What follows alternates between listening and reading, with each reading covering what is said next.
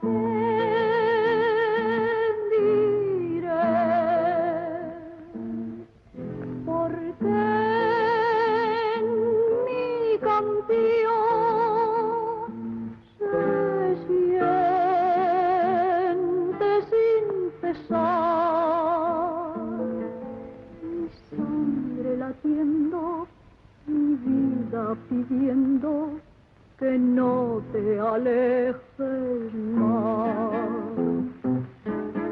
Cada vez que el viento pasa y se lleva una flor, pienso que nunca volverás, mi amor. No me abandones nunca al anochecer, que la luna sale tarde y me puedo perder. Y yo sobro, porque en mi canción se siente sin cesar mi sangre latiendo, mi vida pidiendo que no te alejes más. Amigas, amigos, ¿qué tal se encuentran? Como veíamos la semana pasada, Juan Valera y Menéndez Pelayo sentaron las bases para la presentación de la gran obra de Cervantes como resumen de la personalidad nacional.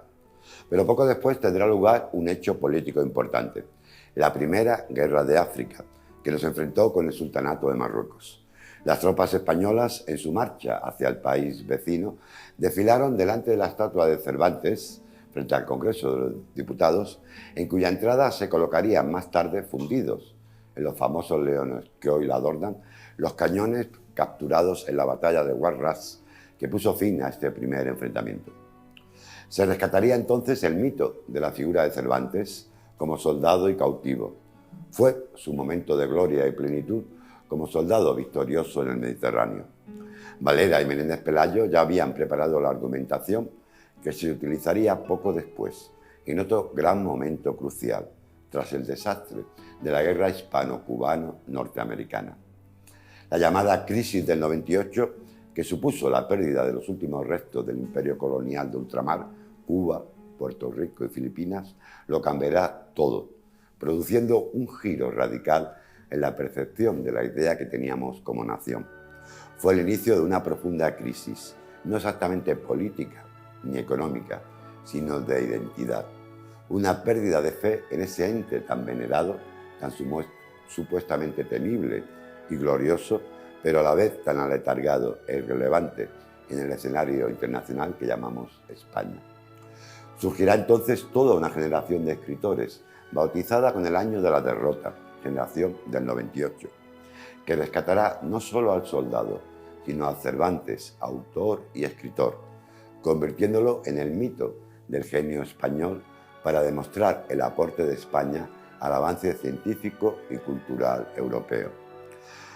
Para esta nueva generación, el Quijote será no solo seña de identidad de nuestro país, sino algo más, una verdadera guía espiritual. Bienvenidos a Maldita Literatura.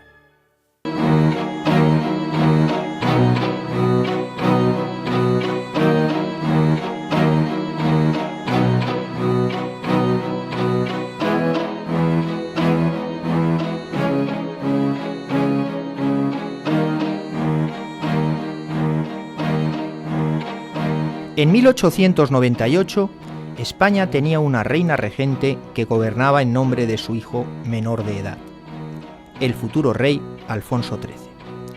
Estaba apoyada por un sistema de turnos de gobierno que los conservadores y los liberales venían acaparando a través de una manipulación descarada de los resultados electorales.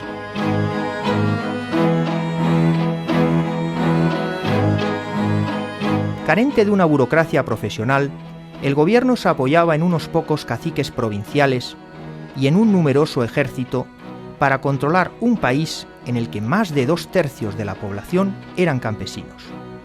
El movimiento obrero estaba poco organizado y la clase media era reducida.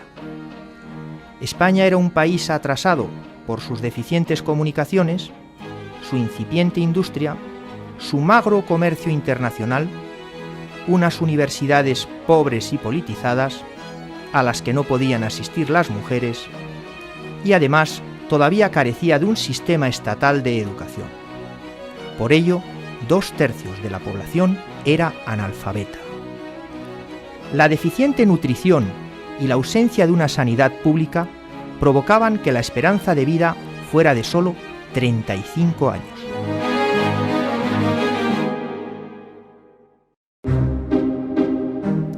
En ese contexto, la explosión en Cuba del acorazado Maine fue el pretexto para una guerra con los Estados Unidos, un país moderno que ya era la primera potencia industrial.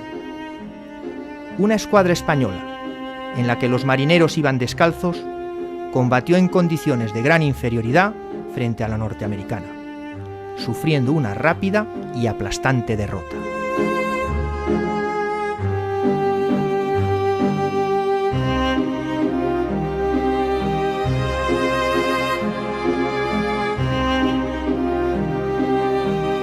Las noticias sobre las penosas condiciones de los soldados y la magnitud de la humillación internacional solo provocaron algunas alteraciones del orden público. Así, el régimen borbónico permaneció indemne, hasta el punto de que el presidente del gobierno continuó en el cargo, ignorando el desastre. Intelectuales de Cataluña y del País Vasco se indignaron ante la inoperancia de las élites de Madrid. El bilbaíno Miguel de Unamuno escribiría: Después de la desgracia, apenas se oye llanto. En tanto que el poeta catalanista Joan Maragall se lamentaba en su Oda a España: ¿Dónde están tus barcos? ¿Dónde están tus hijos? Pregunta a Poniente, a Gaoga Brava, perdiste todo, a nadie tienes. España, España, vuelve en ti. Pero, sorprendentemente, fue el pintor catalán Eliseo Meifrén, caracterizado por su estilo modernista, quien pintó el cuadro más representativo del desastre del 98. En él, con la escuadra, parece que se hundía España entera. Los escritores del 98, instalados en la angustia de la doble crisis, la personal y la colectiva, traerán consigo el verdadero romanticismo español, basado en la irracionalidad, la intuición y el sentimiento. Verdadera edad de plata de nuestra cultura, esta generación literaria reforzará la lectura hispanista del Quijote, contemplando sus derrotas como un reflejo de la decadencia de la España heroica y caballeresca. Por todos lados se oyen voces clamando por la regeneración nacional. Pero ¿sobre qué bases culturales? Porque el país se encuentra dividido, españolito que vienes al mundo. Te guarde Dios, una de las dos Españas, Adelante del corazón, que escribió Machado, entre un catolicismo conservador que solo quería ensalzar la gloria de Trento, los tercios de Flandes y la evangelización americana, y un liberalismo laico, cada vez más republicano e incluso socializante, que predicaba la libertad y el progreso cultural como únicos remedios para nuestro país. Sin embargo, de nuevo todos ellos recurrirán a Cervantes. En la coyuntura de esta honda crisis política, Don Quijote y su autor sirvieron claramente de fermentos aglutinadores para definir una identidad nacional en crisis, y no solo por la pérdida de los últimos restos de lo que había sido un inmenso imperio colonial, sino también por la consolidación y la irrupción directa en la escena política de los nacionalismos periféricos, especialmente el catalán y el vasco. La figura de Don Quijote, un héroe literario de ficción y no una persona física, hay que insistir en ello, se plasmó y reivindicó como emblema de la nación española, como símbolo mismo de su identidad, capaz de aglutinarnos a todos. El acuerdo general fue que Cervantes, o más bien su personaje, era el alma de España, el símbolo capaz de vertebrar la nación y sacarla de su depresión. Se trataba de una estrategia de autoafirmación colectiva, a la vez que de justificación del fracaso, no muy distinta a la ya utilizada por Dostoyevski y Tolstói para superar el complejo de inferioridad ruso ante una Europa moderna. Los rusos no podían rivalizar con los alemanes, ingleses o franceses en el terreno de los éxitos materiales, pero nadie les superaba en altura moral ni en destino mesiánico, pues creían ellos sintetizar la esencia de lo humano, tal como demostraban sus grandes creaciones artísticas e instituciones populares. Don Quijote se convertirá de este modo en un verdadero guía espiritual, hasta el punto que se ha llegado a afirmar que sería más acertado y exacto hablar de generación del Quijote que de la mal llamada generación del 98.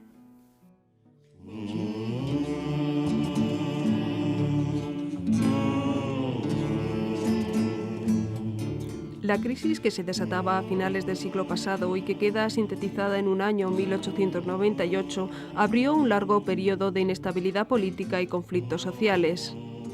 Pero mientras en los foros políticos se debatía el futuro de España y los desastres de Filipinas y Cuba dejaban un sentimiento de desolación en la sociedad española, la propia crisis que se vivía desencadenó un cúmulo de energías creadoras sin comparación posible en nuestra historia y proporcionó una formidable excusa para dar nombre a una generación literaria, la generación del 98. Si algo define, entre otras muchas cosas, a estos escritores que constituyeron una segunda edad de oro de las letras españolas y que alcanzaron una enorme calidad literaria, es su reflexión sobre España, la búsqueda de su ser por debajo de la reseca superficie de Castilla, la protesta contra el pasado y el descubrimiento de la intrahistoria en la mirada y el gesto de los campesinos. En la compleja realidad literaria que se manifiesta en este fin de siglo y que hace de esta época uno de los períodos más brillantes de la historia de las letras españolas, convive la literatura realista en plena actividad creadora con escritores como Galdós, Pardo Bazán, Palacio Valdés, Clarín, Echegaray y López Vago, junto a la literatura de un grupo de escritores más jóvenes con deseos de cambio y sobre todo de renovación, responsables de que la literatura española se abriese a las nuevas formas que imperaban en Europa, entre ellos Baroja, Valle-Inclán, Azorín, Unamuno y los hermanos Machado. Son estos y otros muchos intelectuales los que dejaron puntual rastro de sus personas en todo lo que escribieron y dieron vida al panorama literario de la España finisecular. La generación del 98 realizará una de las más profundas lecturas y la principal interpretación de la obra de Cervantes como símbolo de nuestra identidad nacional. En multitud de libros y artículos, sus autores escogerán la figura del ingenioso hidalgo como motor espiritual de su actividad y como símbolo del afán reformador y regeneracionista de una España que recién comenzaba su andadura en un nuevo siglo. El motivo no era simplemente la celebración de un próximo 1905, tercer centenario de su publicación, sino un entendimiento del hombre, una visión del mundo y de nuestro país teñido de valores eternos que ya habían sido descritos 300 años antes. Con 3 siglos de retraso, Miguel de Cervantes se convierte en mentor de una generación literaria que vuelca su mirada sobre el Quijote para emprender una quijotización de España, una verdadera regeneración desde los mismos caminos ya transitados por Alonso Quijano el Bueno. No fueron únicamente las pérdidas de Cuba, Puerto Rico y Filipinas las que animaban a los del 98, ya que en 1909 el inicio de la Guerra de Marruecos agravará aún más la situación. Era el dolor de España, una situación ante la cual, continuando con la tarea emprendida años antes por otros pensadores y escritores para despertar dentro de la sociedad española un espíritu crítico, alzarán sus voces Unamuno, Azorín y Maeztu, los 3 principales autores de la generación del 98 que se valdrán del Quijote para alumbrar este nuevo espíritu. Si echamos una mirada al azar sobre algunas de las publicaciones que se realizaron poco después con motivo del centenario de la primera parte de la obra de Cervantes, encontramos que esta labor produjo frutos literarios inmediatos, con títulos como Psicología de Don Quijote y el Quijotismo, de Santiago Ramón y Cajal, El ingenioso hidalgo Don Quijote de la Mancha, de Rafael Salillas, o Don Quijote y el pensamiento español, donde su autor, Adolfo Bonilla, escribe que la filosofía española es la de Don Quijote y Sancho Panza, porque ambos integran y componen el conjunto de nuestra nación. Después del desastre, como pasó a llamarse la fulminante derrota, el ánimo de los españoles cae abruptamente desde el entusiasmo al pesimismo y la frustración. A las tertulias de los cafés llega una palabra que empieza a ponerse de moda: regeneración. Los regeneracionistas, intelectuales encabezados por Joaquín Costa, aspiran a resolver los males de la patria aplicando una política quirúrgica que acabe de una vez con la oligarquía y el caciquismo.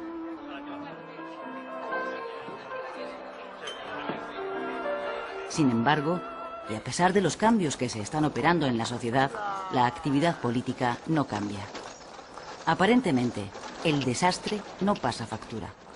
La alternancia en el poder continúa. Los liberales dejan paso a los conservadores. En ese tiempo, aparece en la escena pública nacional un puñado de intelectuales que más adelante serán conocidos como la generación del 98, que comparten un sentimiento: el dolor de España. Sus obras tienen un punto en común: la búsqueda incesante del ser de aquella España moribunda y de las raíces de su decadencia.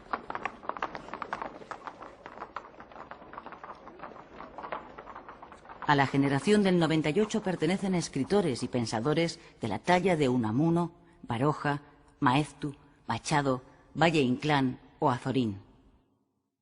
Con esta generación comienza en la cultura española una nueva etapa de esplendor llamada la Edad de Plata, en la que conviven 3 generaciones y que se prolongará hasta la Guerra Civil. ¿Qué hay en el Quijote? ¿Qué ve en la obra cervantina la generación del 98? En otoño de ese mismo año, de 1898, tan solo unos meses después de la derrota sufrida por España, don Benito Pérez Galdós, uno de los maestros de este grupo de escritores, que mantuvo, al igual que ellos, un gran espíritu de crítica social y política, publica 2 artículos dedicados a Cervantes. En ellos escribe que el Quijote permanece como principal objeto del orgullo nacional tras la pérdida de las últimas colonias. Nos imaginamos, escribe Galdós, a los soldados de los ejércitos españoles muertos de hambre y desnudez leyendo el Quijote en tierras de Flandes o de Italia. Cada uno de ellos podía sentirse Don Quijote por lo idealista y por lo maltratado.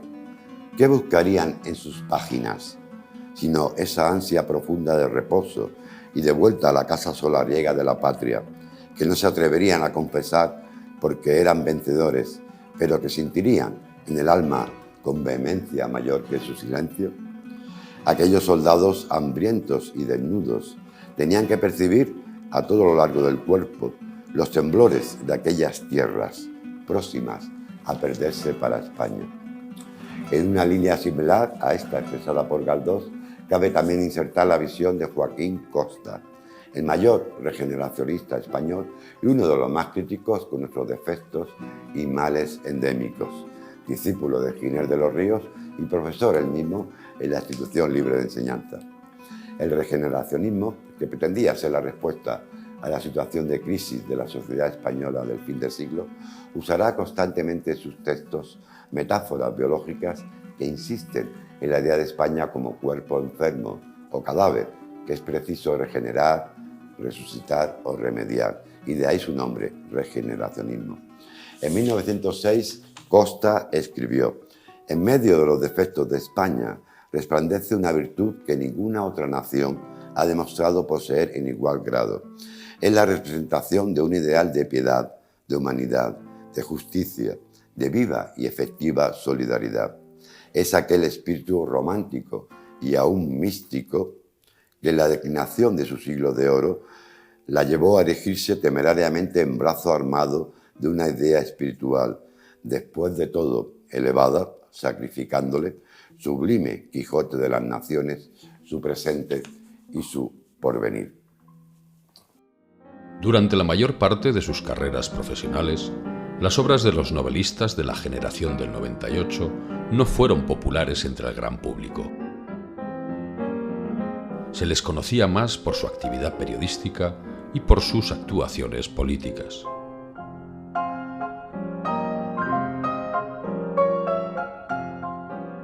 Faltos de reconocimiento y siempre escasos de dinero, el principal estímulo para sus carreras provino de las muestras de solidaridad de los propios compañeros de generación y del gesto halagador que suponía el hecho de que reconocidos artistas les retrataran reiteradamente y les escucharan cotidianamente en las tertulias que celebraban en los cafés. En cambio, como intelectuales activistas, los del 98 se decantaron por el periodismo, la novela, el ensayo y el teatro. Todos estos géneros se caracterizan por facilitar la expresión de los mensajes comprometidos y regeneracionistas que albergan algunas de las creaciones de este grupo de escritores. Los 98istas encontraron su inspiración en el desastre del 98, en los numerosos conflictos sociales de su época y en la necesidad de regeneración de una España atrasada y empobrecida.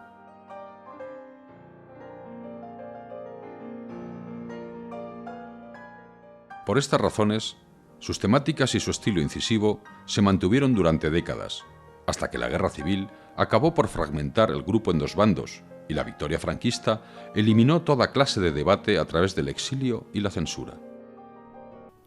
Ángel Ganivet, precursor inmerecidamente olvidado del 98 y para otros miembros de pleno derecho de esta generación, veía en la bulia la enfermedad nacional y el origen de todos nuestros males.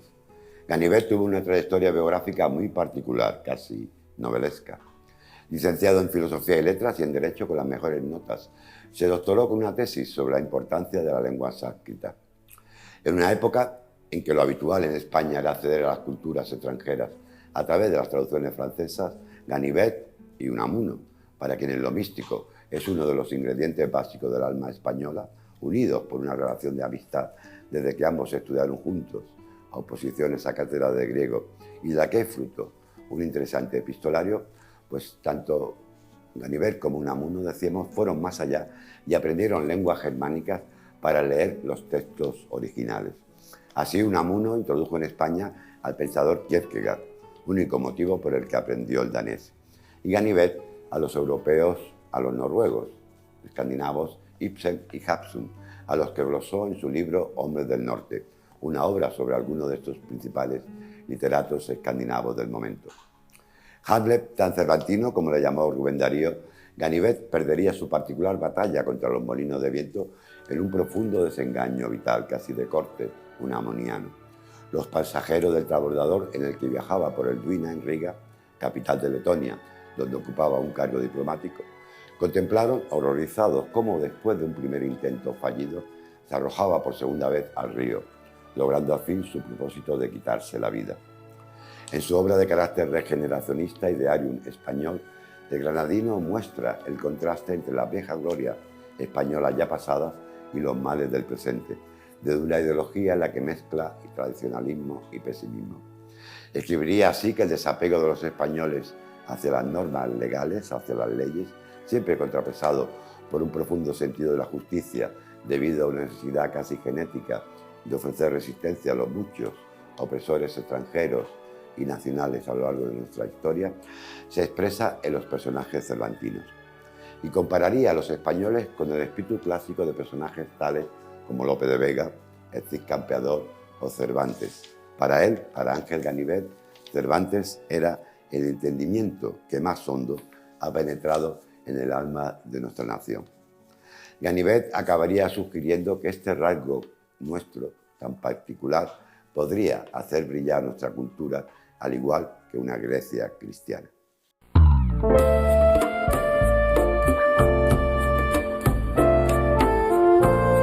Ángel Ganivet García, nacido en Granada, España, el 13 de diciembre de 1865 y fallecido en Riga, Letonia, el 29 de noviembre de 1898, a los 32 años de edad. Diplomático, sociólogo, escritor, periodista y poeta de la generación del 98 y considerado por algunos autores el precursor de dicha generación del y por otros un miembro de pleno derecho de esta.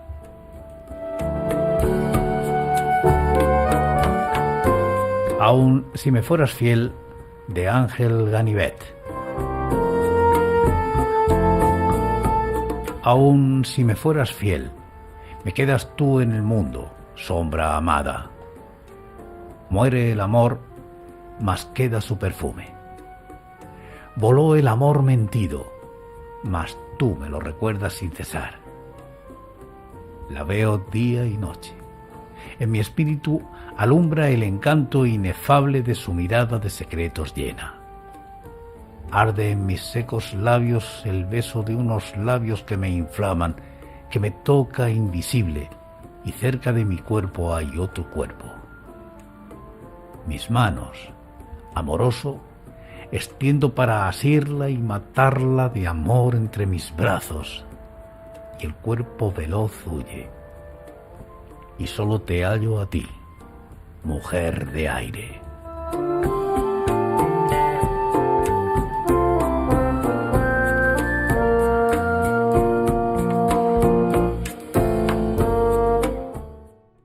El meollo de la cuestión, en las interpretaciones nacionalistas de la gran obra de Cervantes, parece encontrarse en la posición que se adopte ante la locura de Don Quijote. Si se la interpreta negativamente, como manifestación de un idealismo exaltado, o se la interpreta de un modo más positivo, como manifestación de un idealismo sublime, que expresa un entusiasmo por los más elevados ideales humanos y políticos. Cervantes era un maestro de la dualidad, y podemos también encontrar simultáneamente ambos aspectos, el quijotismo como idealismo sublime y como algo totalmente desquiciado a la vez. Esta actitud ambivalente fue la que sostuvo Ángel Garibet. En lo que de Don Quijote tiene de sublime, símbolo de un idealismo civilizador de España, lo aprueba, pero en la medida en que se trata de un idealismo exacerbado, lo reprueba, concordando así con una primera aproximación de Unamuno, a quien veremos la semana que viene. Como podemos comprobar, el quijotismo es un término extenso y continuaremos con él. Es un tema que da para mucho, y ya que no conocer nuestra historia puede tener efectos indeseables. Así pues, insistiremos un poquito más en esta idea de Don Quijote como idea de nación española, ya que, como dice una canción de Bob Dylan, lo que nos espera en el futuro es aquello de lo que huimos en el pasado. Y qué mejor excusa que conocer la historia a través de una obra tan nuestra, a la vez que tan universal como el Quijote. Muchas gracias por su atención, sean felices y hasta la próxima semana.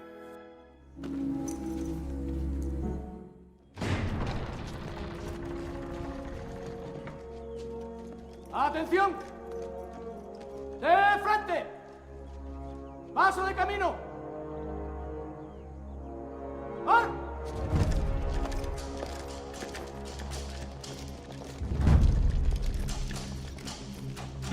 Habiéndose hecho acreedoras de la admiración del mundo, las fuerzas españolas que guarnecían el destacamento de Baler, por la constancia, el valor y heroísmo con que aquel puñado de hombres aislados y sin esperanza de auxilio alguno han defendido su bandera por espacio de un año, realizando una epopeya tan gloriosa y tan propia del legendario valor de los hijos del Cid y de Pelayo, rindiendo culto a las virtudes militares e interpretando los sentimientos del ejército de esta república que bizarramente les ha combatido, vengo a disponer lo siguiente. Los individuos de que se componen las expresadas fuerzas no serán considerados como prisioneros, sino por el contrario, como amigos, y en su consecuencia se les proveerá por la Capitanía General de los pases necesarios para que puedan regresar a su país. Yo te diré por qué mi canción te llama sin cesar. Me falta tu risa, me faltan tus besos, me falta tu despertar. Yo te diré por qué en mi canción se siente sin cesar.